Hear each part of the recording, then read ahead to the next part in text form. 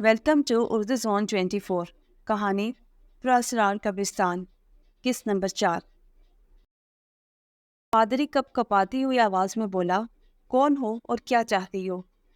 میں کیا چاہتی ہوں؟ یوبامی گرج پڑی، میں انتقام چاہتی ہوں۔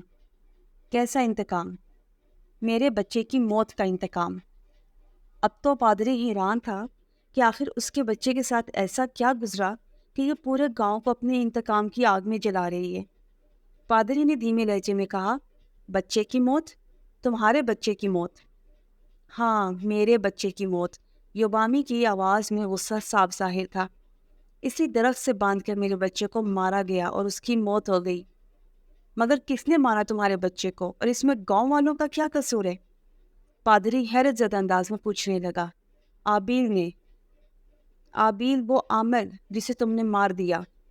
ہاں، وہ عامر جو یہاں چلا کاٹ رہا تھا اور مجھے قابو کر کے اپنی طاقت بڑھانا چاہتا تھا، مگر اس میں صلاحیت نہ تھی، اور جب وہ مجھے قابو نہیں کر پایا تو اس نے میرے بچے کو مار ڈالا تاکہ مجھے ڈرا کے اپنے تابع کرنے کے لیے مجبور کر سکے۔ اب ساری کہانی پادری کی سمجھ میں آ چکی تھی، اور وہ جان گیا تھا کہ معافی مانگنے کے سوا اور کوئی چارہ نہیں، لہٰذا اس نے نرم لہجے میں کہا، اس سب میں پورے گاؤں والے تم سے معافی مانگیں گے، اور یہاں جب تک چاہو رہو، یہ قبرستان تمہارا ہی ہے۔ مگر اس سب میں گاؤں والوں کا کیا قصور ہے؟ تم پہلے ہی بہت سے بچوں کی جان لے چکی، اب مزید یہ سب نہیں چلے گا۔ یہ سن کے یوبامی طیش میں آ گئی اور گرجی، میرے بچے کا کیا قصور تھا؟ اب میں تب تک آرام سے نہیں بیٹھوں گی جب تک گاؤں کے ایک ایک بچے کو نہ مار ڈالوں، اور زندہ بچ کے تو تم بھی یہاں سے اب نہیں جاؤ گے۔ میں؟ مگر میں کیوں؟ پادری گھبرا کے بولا، کیونکہ تمہاری موت کا وقت بھی آ پہنچا ہے۔ کمبوں کا جھنڈ پادری پہ ٹوٹ پڑا۔ وہ جان بچانے کے لیے بھاگا، اور قسمت اچھی تھی، اپنے ساتھ ہولی واٹر پہلے ہی حفاظت کی غرض سے لایا ہوا تھا۔ اس نے فوراً سے پانی نکالا اور یوبامی اور کبوں کی طرف اچھال دیا۔ پانی کا پڑنا تھا کہ سب فوراً سے پیچھے ہٹ گئے۔ اگلی صبح لوگوں کی مسیح پور میں آخری صبح تھی۔ پادری نے رات کی ساری آب بیتی لوگوں کو سنا ڈالی، اور فوراً سے پہلے گاؤں خالی کرنے کا حکم صادر کرتے ہوئے کہا کہ جب تک تم لوگ یہاں پہ رہو گے، یوبامی تمہارے بچوں کو قتل کرتی رہے گی۔ لوگ تو جیسے پہلے ہی تیار تھے۔ شام سے پہلے پہلے گاؤں خالی ہو گیا، سوائے چند گھروں کے، وہ بھی وہ جن کے ہاں کوئی چھوٹے بچے نہیں تھے، اور صرف اس غرض سے کہ چند روز میں وہ پوری طرح دوسری بستی میں انتظام کر کے یہاں سے چلے جائیں گے۔ اینا کا گھر بھی ان چند ہی گھروں میں سے ایک تھا جو کچھ روز کے لیے رک گئے تھے۔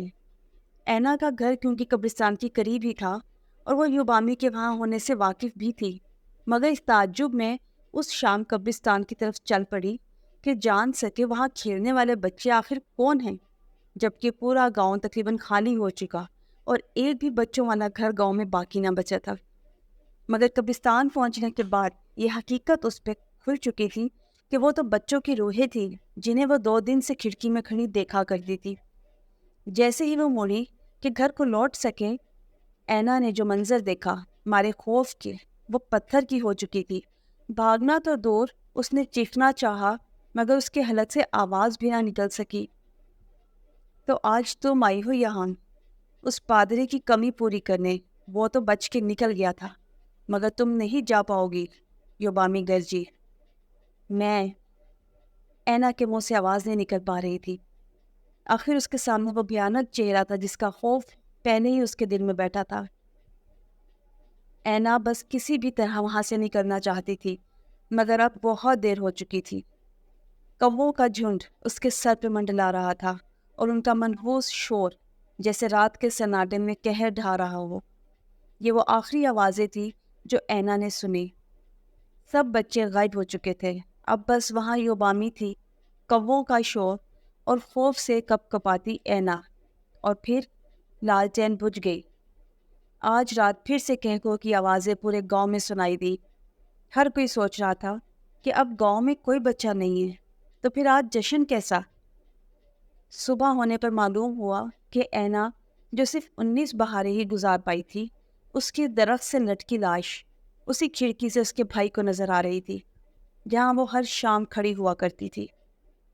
اب تو کوئی بھی وہاں رکنے والا نہ تھا، سب فوراً سے پہلے گاؤں خالی کر کے جا چکے تھے، اور اس دن کے بعد آج تک کوئی وہاں آباد نہ ہوا، اور جس کسی نے قبرستان جانے کی کوشش کی آج تک لوٹ کے نہ آیا۔ یہ سب بتانے کے بعد نمبردار صاحب بولے، شام ہونے کو ہے، سب اپنے اپنے گھروں کو روانہ ہو جاؤ۔